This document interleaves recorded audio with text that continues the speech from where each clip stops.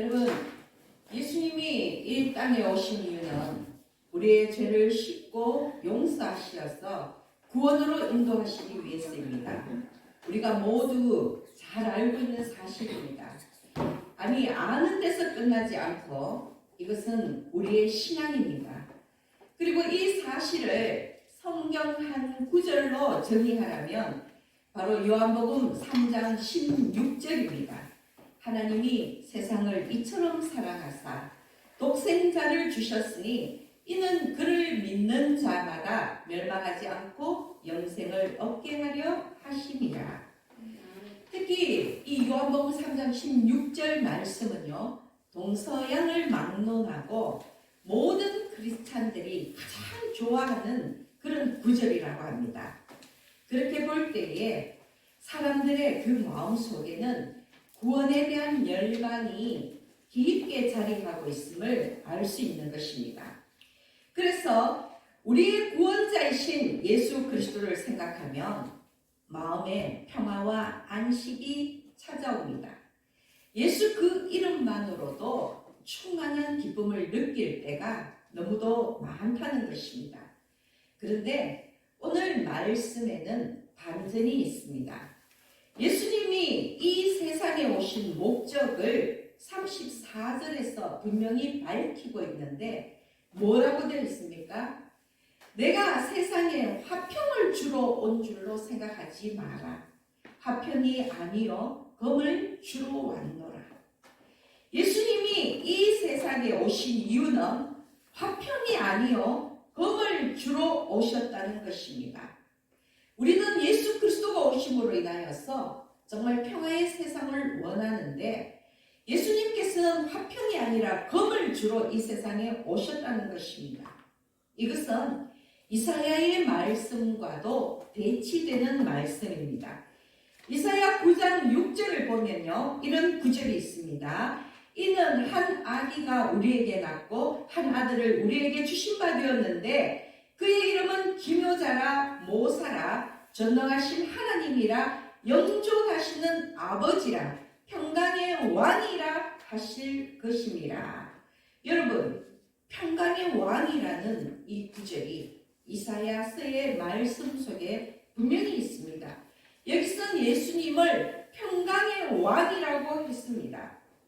그리고 또한 마태복음 5장 9절에서도 보면 예수님께서 친히 말씀하시기를 화평케 하는 자는 하나님의 아들이라고 밝히고 있습니다. 화평하게 하는 자는 하나님의 아들이라 일컬음을 받는다는 구절이 마태복음 5장 9절 말씀입니다. 그렇게 볼 때에 이 화평은 예수 그리스도의 본질적인 성품이며 예수님께서 이 세상에 오신 이유는 온 세상을 화평케 하시기 위해서라는 것입니다. 그러나 그럼에도 불구하고 오늘 본문 말씀을 문자 그대로 본다면 예수님은 화평이 아니라 검을 주러 오셨다고 했습니다. 칼을 주러 왔다는 것입니다. 그렇다면 예수님은 마치 이 땅에 불화와 반목을 일으키러 오신 것처럼 해석을 할 수도 있습니다. 검의 이미지가 물론 여러분 정의의 금도 있지만 우리가 검, 칼을 떠올릴 때는 거의 대부분 검은 피와 분쟁의 이미지로 드러나고 있습니다. 그리고 또한 오늘 이 본문에서의 검도 당연히 불화와 반목을 나타냅니다. 35절, 36절 말씀이 그 근거가 되는데요. 내가 온 것은 사람이 그 아버지와 딸이 그 어머니와 그리고 며느리가 시어머니와 불화하게 하려 함이니 사람의 원수가 자기 집안 식구리라. 여러분 어떻게 생각하면 참으로 끔찍한 말씀입니다. 사람의 원수가 자기 집안 식구리라. 온 집안이 원수처럼 불화한다는 것인데요. 말 그대로 예수님은 세상에 화평을 주러 오신 것이 아니라 검을 주러 오신 것입니다. 그러나 우리가 절대로 오해하지 말아야 할 것은요. 지금 여기에서 세상이 원하는 화평과 예수님이 주시는 화평은 본질적으로 다르다는 것입니다.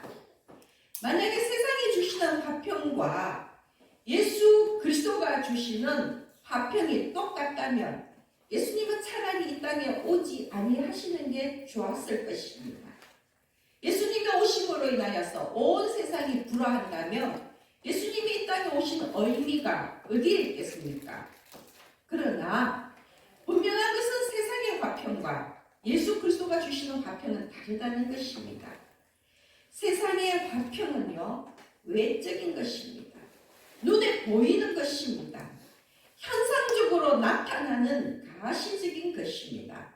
그러나 예수님이 주시는 화평, 예수 그리스도께서 말씀하시는 화평은 내적인 것이고 영원한 것입니다. 눈에 보이지 않는 것입니다. 세상이 주시는 화평과 예수님이 주시는 화평은 본질적으로 다르다는 것입니다. 세상이 주는 화평, 세상이 원하는 화평은 잘 먹고 잘 살고 아무 일도 아무 문제도 없고 뭔가 마음이 편안한 것을 말합니다. 특히나 예수님 당시의 유대인들은 예수님에게 바로 이런 것을 원했습니다. 로마의 압제로부터 벗어나 정치적으로 해방되고 그리고 또한 경제적으로 풍족한 경제적인 번영을 원했습니다. 그러나 예수님이 주시는 화평은 그런 것이 아닙니다. 예수님이 우리에게 주시는 화평은 무엇이냐 하면은 하나님과 우리의 관계가 회복되어서 우리가 구원받는 것입니다. 여러분, 그것이 예수 그리스도께서 말씀하시는 화평입니다. 하나님과 우리의 관계가 회복되는 것. 그래서 우리가 하늘 나라로 가는 것, 그 구원에 이르는 것이 예수 그리스도의 화평이라는 것입니다. 그러므로 예수님은 우리가 이 세상에서 육신적으로 잘 먹고 잘 살도록 정말로 아무 염려 없이 문제 없이 살도록 하기 위해서 이 땅에 오신 것이 아니라는 것입니다. 예수님은 우리의 영적인 구원을 위해서 이 땅에 오셨다는 것입니다. 그러므로 여러분, 예수를 믿는데 매 주일마다 빠지지 않고 예배에 참석하고 있는데도 나는 늘 가난하고 나는 늘 문제에 시달리고 나는 늘 삶이 지치고 힘들다고 예수님을 원망하거나 하나님을 부인한다면 그것은 하나님이 주시는 평화가 아니라 세상의 평화에 매몰되어 있는 것입니다. 우리는, 적어도 크리스찬인 우리는 세상의 평화와 예수 그리스도께서 주시는 평화를 구별할 줄 알아야 합니다. 우리가 진정으로 원하는 것이 육신의 편안함인지 아니면 영적인 평안함인지, 우리의 지향점이 세상의 평화인지 주님이 주시는 평화인지 스스로를 정직하게 들여다보아야 할 것입니다. 만약 여러분들이 우리가 이 세상에서 육신적으로 잘 먹고 잘 살기 위해 예수를 믿는다면 그것은 분명히 잘못된 신앙입니다. 그저 육신적으로 아무 일 없이 하루하루 안락하게 살기 위해서 예수를 믿는다면, 제가 분명히 말씀을 드리지만 여러분, 만약 그런 분이 이곳에 있다면 그것은 정말 잘못된 신앙입니다. 오늘 말씀에서와 같이 예수님은 이 세상이 원하는 그런 화평을 주시기 위해서 온 것이 아니라 검을 주러 오셨기 때문입니다. 그래서 예수를 믿는 순간 우리는 오히려 검투사가 되어야 할 것입니다. 그 말은 우리는 검을 잡고 진리를 위한 투쟁을 해야 한다는 것입니다. 진리는 세상과 타협하거나 조율해서 해서 만들어가는 것이 아니라 정말로 그 진리는 우리가 싸워서 지켜야 하는 것이기 때문입니다. 무조건 아버지와 어머니와 그리고 형제간의 가족 간의 세상적인 분쟁을 일으키라는 말씀이 아니지요. 지금 이 말씀을 액면 그대로 이해해서 폐륜적인 그런 삶을 살라는 것이 아닙니다. 죄가 아니라 진리 편에 살라는 것입니다. 진리를 위해서 싸우라는 그 말씀입니다. 여러분, 예수를 믿고 예수를 따라가는 삶 속에서는요, 예수를 믿지 않는 자들과의 분쟁은 필연적인 것입니다. 왜냐하면 예수를 믿지 않는 자들은 복음을 거부하기 때문에 예수 그리스도가 오시는 그날까지 이 영적인 전쟁, 이 분쟁은 그치지 않을 것이기 때문입니다.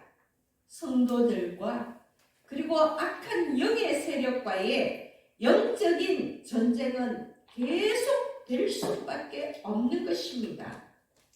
그런데 안타까운 것은 가장 심각하고 직접적인 장애는 바로 그 자신의 가족들이라는 사실입니다. 36절에서도 사람의 원수가 자기 집안 식구라고 이야기하지 않습니까? 만약에 여러분들이 불신자의 가정에서 태어나서 홀로 신앙생활을 하면서 지금 이 시간 여기 이 자리까지 왔다면 아마 여러분을 가장 많이 그리고 가장 아프게 핍박한 사람은 바로 10중 8구 여러분의 가족들일 것입니다. 아니 때로는 함께 신앙생활을 하면서도 가족들이 그 가까운 가족이 신앙 여정의 걸림돌이 될 때가 너무나 많습니다. 솔직히 저 자신도 신앙 때문에 아니 예수 때문에 숱한 불화를 겪은 사람입니다. 그런데 늘 불화의 대상은 가깝거나 멀거나 간에 가족이나 친지였다는 것입니다. 가장 이해하고 가장 지지해 주어야 할 가족들이 가족이라는 이유로 가장 많이 핍박했습니다. 그때마다 정말로 견디기 힘들었던 것은 나 자신이 모욕당하는 것보다 나 때문에 우리 예수님이 모욕당하는 것이었습니다. 왜 나 때문에 우리 예수님까지 욕을 먹는 것인가? 참으로 그것이 견디기 어려웠던 일이었습니다. 내가 어리석었어. 내가 지혜가 없었어. 내가 신앙이 약해서 이런 일이 생기는가? 끊임없이 자책하면서도 미워할 수 없는 가족이라는 이유로 더 고통스러웠던 시간들이 있었습니다. 물론 여러분 중에서도 저와 비슷한 경험을 하신 분들이 있을 것입니다. 그러나 오늘 우리가 지금 이곳에 있다는 것은 우리가 그 모든 시련과 핍박 가운데서도 우리의 신앙을 지켰기 때문입니다. 제가 어릴 때에는요, 제 교회 친구 중에 한 번만 더 교회 가면 다리 몽둥이를 뿌락본다는 그런 아버지의 협박을 듣고도 주일 학교를 한 번도 빠지지 않던 친구가 있었습니다. 여러분, 다행히 우리 주님이 그 다리 몽둥이를 끝까지 지켜주셨습니다. 그 주일학교 친구는요, 멀쩡한 다리로 매 주일 교회 예배에 참석할 수 있었습니다. 얼마나 감사합니까? 그 당시에는 그것이 얼마나 감사한 일인지 몰랐지만 나이가 들수록 정말로 수많은 가족들의 그 협박에도 그 핍박에도 불구하고 신앙을 지켜간 그 친구가 참 신앙이라는 생각을 해본 적이 있습니다. 마찬가지입니다, 여러분. 예수님은 우리를 끝까지 지켜주십니다. 그래서 지금 우리가 이 자리에 있는 것입니다.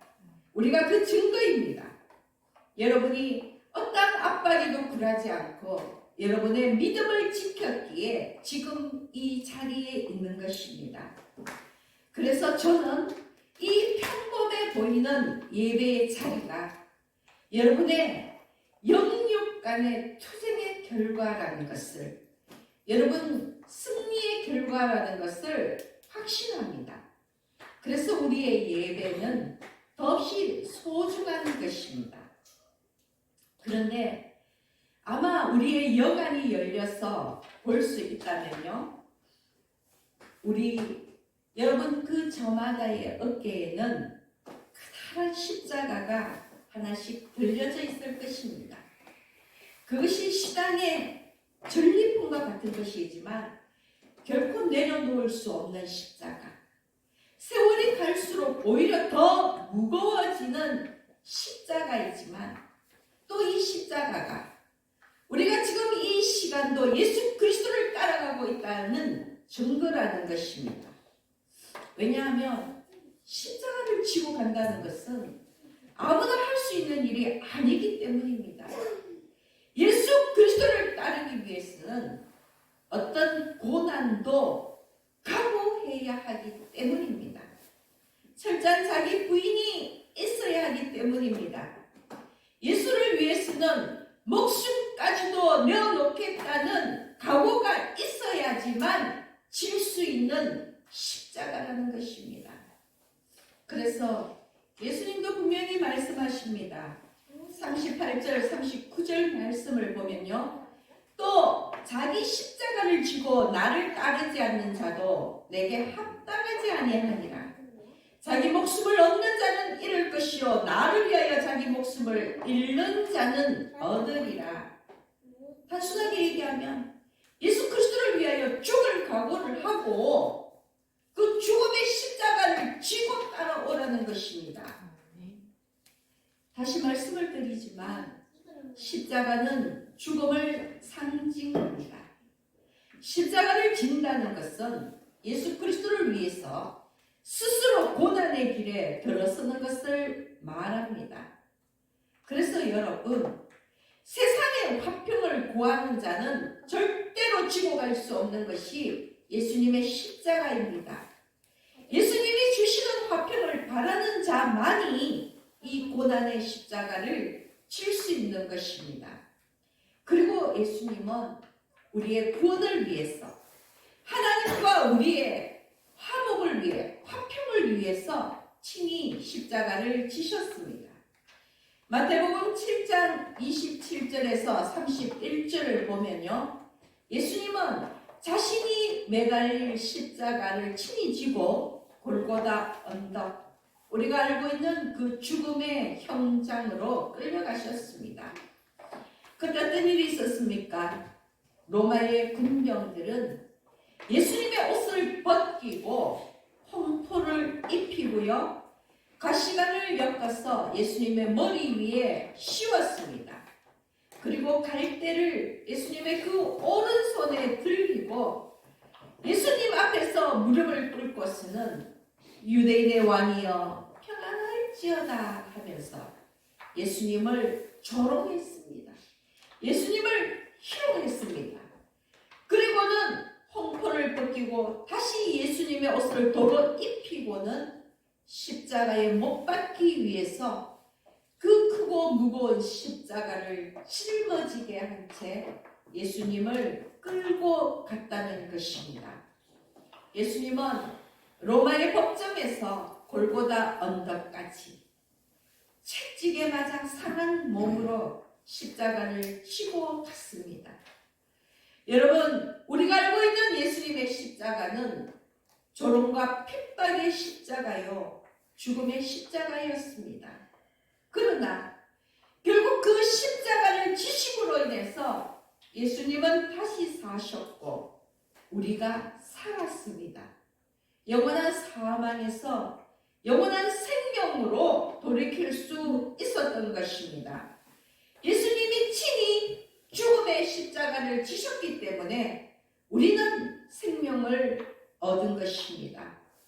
그러므로 예수님의 말씀처럼 우리도 예수님을 위해서 십자가를 진다면 죽음이 생명으로 변하는 역사가 일어날 것입니다. 39절 말씀을 보십시오. 자기 목숨을 얻는 자는 잃을 것이요 나를 위하여 자기 목숨을 잃는 자는 얻으리라.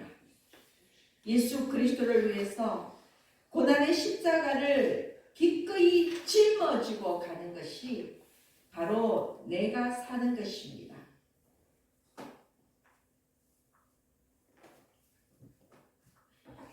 어디서 읽었는지 잘 기억은 나지 않지만 이런 이야기가 있습니다. 사람들이 여러 명 쭉 줄지어 있고요. 그 앞에는 각양각색의 십자가가 놓여 있었습니다. 각기 한 사람씩 자기의 십자가를 선택해서 그 십자가를 들고 가야 하는데 어떤 사람은 한 손으로 탈랑 들고 갈 수 있는 가벼운 십자가를 들고 갔습니다. 어떤 사람은요 아주 짧았어. 들고 가기에 짊어지는 것이 아니라 들고 가기에 너무너무 수월한 그런 작은 십자가를 들고 갔습니다. 어떤 사람은 나와서 보니까 그 십자가에 화려하게 보석으로 장식되어서 번쩍번쩍 빛나는 십자가가 있었습니다. 그 사람은 그 십자가를 들고 갔습니다. 그리고 어떤 사람은 십자가를 쭉 살펴보니까 아주 멋지게 조각된 정말 조각품과 같은 십자가가 있어서 그 십자가를 들고 갔습니다. 사람들이 저마다 나와서 자기 마음에 드는 십자가, 자기의 십자가라고 생각하는 십자가를 다 들고 가고 결국 마지막 남아있는 십자가는 어떤 십자가이냐? 보기에도 너무 흉물스럽고 아주 크고 무거운 십자가가 하나 남아 있었습니다. 그때 마지막으로 한 사람이 나와서 힘겹게 그 십자가를 짊어지고 가는데요. 그 사람은 바로 예수님이었습니다. 여러분, 누구나 십자가를 지기 싫어합니다. 그러나 그럼에도 불구하고 할 수 없이 십자가를 져야 한다면 더 가벼운 십자가, 더 작은 십자가, 십자가라고도 할 수 없는 아름다운 보석이 박힌 번쩍번쩍 빛나는 그런 조각품과 같은 십자가를 원합니다. 기왕 져야 한다면 좀 더 수월한 것, 좀 더 멋진 것을 지고 가고 싶은 것입니다. 그러나 여러분, 십자가는 십자가 그 자체가 고난이요 죽음입니다. 만약에 작고 가볍고 멋진 십자가라서 내가 한 손으로 딸랑 들고 갈 수 있다면 그것은 십자가가 아닙니다. 예수님은 또 자기 십자가를 지고 예수님을 따르라고 말씀하십니다. 자기에게 어떤 십자가가 주어지더라도 그것이 무거운 것이든 흉물스러운 것이든 아무리 큰 것이든 자기 십자가를 감당하라는 말씀입니다. 자기 부인입니다. 어떤 것이 내게 주어지더라도 이것은 나의 십자가라고, 내 생각과 다르더라도 내 마음과 다르더라도 거부하지 아니하고 지고 가는 자기 부인의 삶을 살아야 하는 것이 바로 십자가를 지는 삶입니다. 그런데 앞의 이야기 속에서 사람들은요 자기 입맛에 맞는 십자가를 적당하게 골라갔습니다. 그래서 예수님은 남아있던 그 무겁고 흉물스러운 십자가를 다시 짊어질 수밖에 없었다는 것입니다.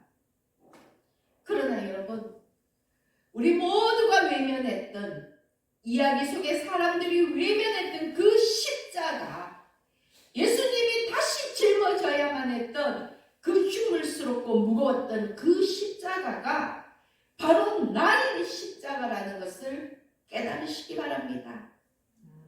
작은 십자가, 가벼운 십자가, 보석이 박힌 십자가, 조각품과 같이 멋진 십자가가 내 십자가가 아니라 크고 무겁고 흉물스러운 그 십자가, 그래서 너무나도 벅찬 그 십자가를 지고 가면 쓰러지고 넘어질 수밖에 없지만 그 십자가가 바로 나 자신이 감당해야 할 나의 십자가라는 것을 꼭 명심하시기 바랍니다.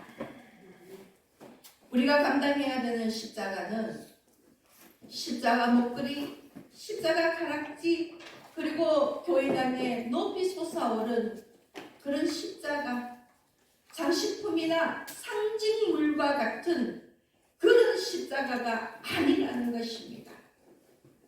정말 지기 싫지만 질 수밖에 없는, 지는 순간 그 고난과 죽음이 내 앞에 성큼 다가와 있지만 그러나 거부하지 아니하고 지고 갈 수밖에 없는 그 십자가가 내가 져야 할 십자가인 것입니다. 또 우리 주님이 나에게 지라고 말씀하신 바로 그 십자가라는 것입니다. 예수와 복음을 부인하는 이 세상, 믿음의 여정을 회방하고 핍박하는 우리의 가족과 친지들도 바로 나의 십자가라는 것입니다. 그리고 이 십자가는 우리가 살아가는 한 결코 내려놓을 수 없는 것입니다. 여러분, 우리의 목숨이 다하는 날까지 결코 내려놓을 수 없고 거부할 수 없고 주님이 부르시는 그날까지 힘을 다하여 감당해야 하는 것이 바로 우리의 십자가라는 것입니다. 마태복음 10장 22절 말씀입니다. 또 너희가 내 이름으로 말미암아 모든 사람에게 미움을 받을 것이나 끝까지 견디는 자는 구원을 얻으리라. 여러분, 예수 그리스도로 말미암아 모든 사람에게 미움을 받는다고 말씀하셨습니다. 예수님께서 예수님의 12 제자를 파송하시면서 안타깝게 하신 말씀입니다. 예수님이 우리를 세상에 보내시면서 안타깝게 우리에게 들려주시는 말씀입니다. 너희가 내 이름으로 말미암아 모든 사람에게 미움을 받을 것이라. 복음을 지키기 위해서는 정말 영적인 전쟁을 치러야 하고 그 가운데 세상과 불화하고 가족과 불화할 수밖에 없는 바로 너희 십자가를 이야기하는 것입니다. 그러나 끝까지 견디는 자는 구원을 얻으리라. 주님은 우리에게 끝까지 견디라고 말씀하십니다. 끝까지 그 십자가를 견디라고, 끝까지 그 예수 그리스도의 이름을 지키라고 말씀하십니다.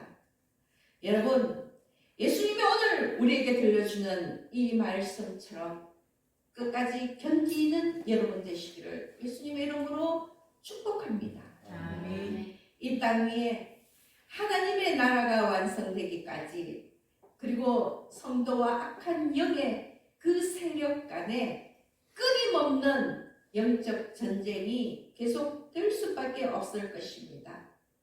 악한 세력과 시시때때로 불황할 것입니다. 그럴 때 여러분, 하나님의 전신갑주를 입으십시오. 에베소서의 말씀처럼 그럴 때 여러분, 성령의 검을 들고 승리하시기 바랍니다. 예수 그리스도께서 주시는 온전한 화평의 세상을 위해서 크고 무겁고 흉물스러운 십자가를 기꺼이 짊어지시고 가시는 여러분 되시기를 바랍니다. 오늘 함께 말씀을 나눈 우리 모두는 예수께서 주시는 화평을 바라면서 자기 십자가를 지고 주님 다시 오실 때까지 끝까지 인내하시기를 예수님의 이름으로 축복합니다. 아멘. 기도드리겠습니다.